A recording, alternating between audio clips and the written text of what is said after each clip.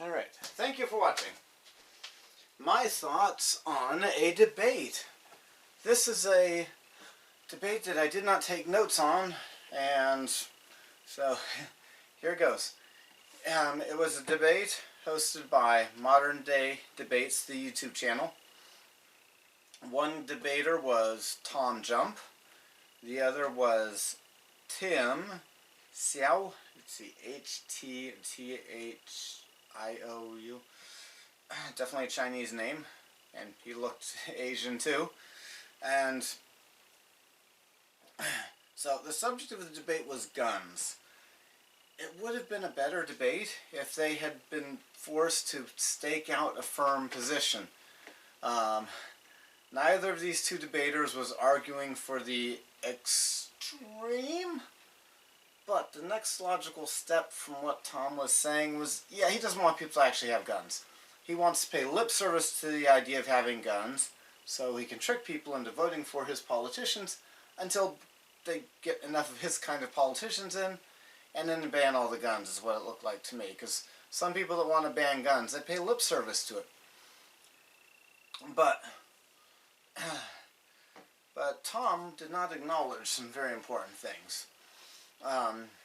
Tim Hsiao, he was not calling for anarchy and nothing. He was just calling for the minimum. He gave it two examples of not letting children have guns and not letting dangerous people have guns. He could have been more specific and more helpful, but you can tell from that he was not calling for anarchy, and he's willing to go through, have some reasonable gun laws, actually reasonable, not unreasonable, that are called reasonable by a liar to try to make you sound bad if you don't go along with them. Tim, the one for minimum gun laws, made the point that there is a basic fundamental human right to life. And you don't really have that right to your life, if you're unallowed to defend it. And that is where he put most of his weight, most of his argument was. You have a right to defend your life. And Tom's best response to that was, no you don't. Tom was more worried about murderers being killed in self-defense by their intended victims. Tom proved himself when he debated against Kent Hovind. He's unwilling to actually look at things, actually learn and study things, and actually look at statistics and research studies.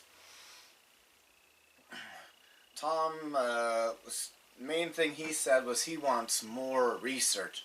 We need more research and do whatever the research says.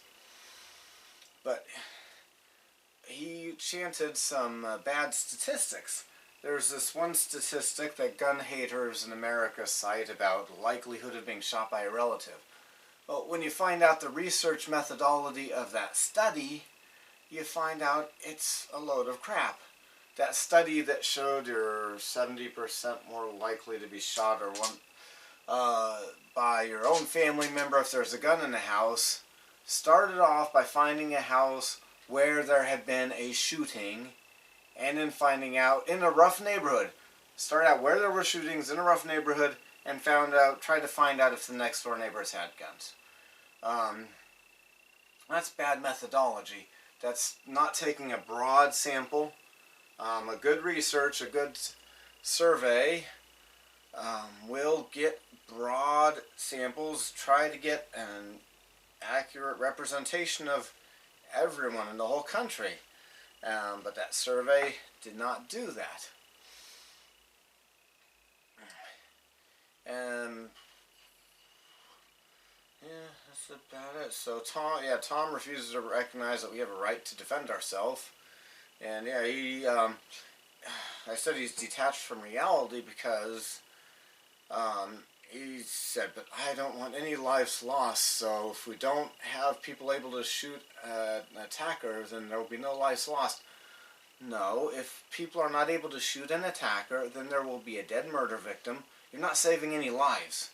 Once there's somebody who is decided to murder, there is no way to save all of the lives.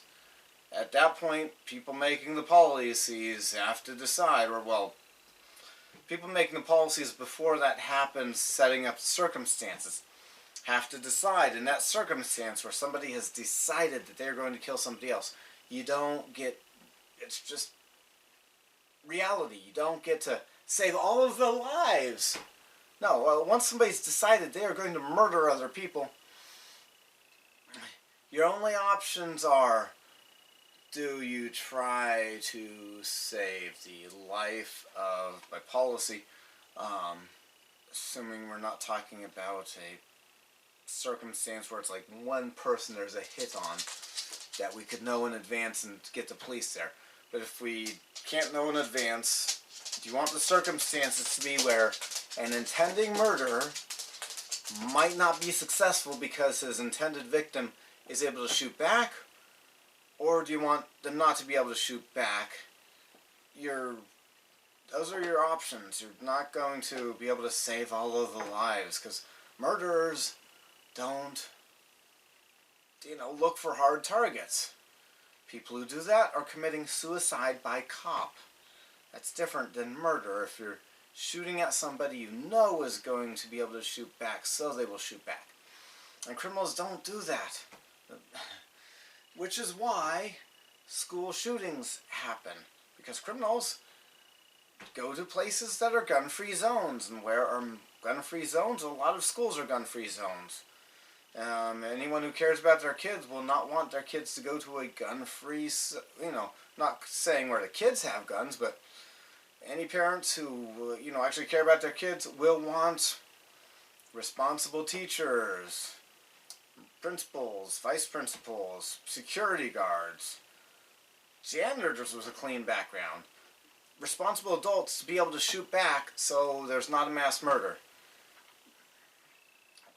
One other example of a mass murder that happened at a gun-free zone was a Fort Hood military base in Texas, mass murder by a Muslim named Nidal Hassan.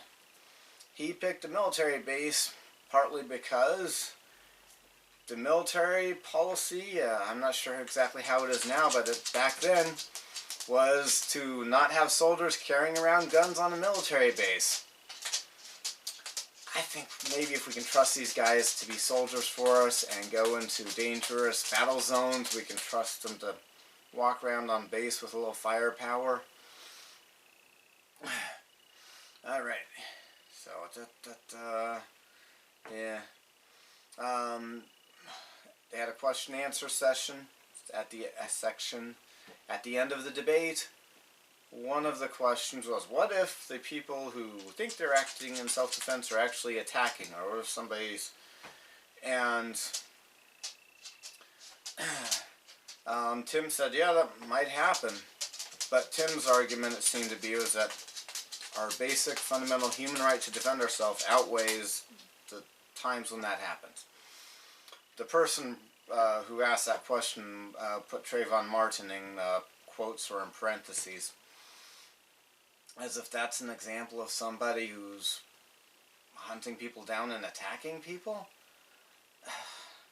Trayvon Martin was not attacked and hunted down. George Zimmerman was on his phone calling police in the neighborhood where he lived in, which was a neighborhood that had a lot of home break-ins recently, and there was a suspiciously acting, now we know, attempted murderer and thug who sold stolen guns on Facebook, that attacked him and punched him. By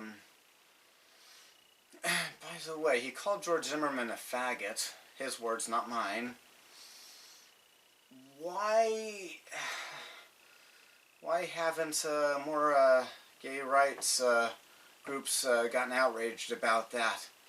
They should be if they really are concerned about violence against LGBTQ, because that was one of Trayvon Martin's inspirations, apparently, for trying to murder George Zimmerman, was he was calling him a faggot to his friends he was calling, according to their testimony in court. thank you for watching my thoughts and my analysis of this debate, which would have been better if they would have, had a more specific thing they were talking about. Name a specific idea, a specific plan or proposal about a gun law instead of the more vague, more gun laws, less gun laws.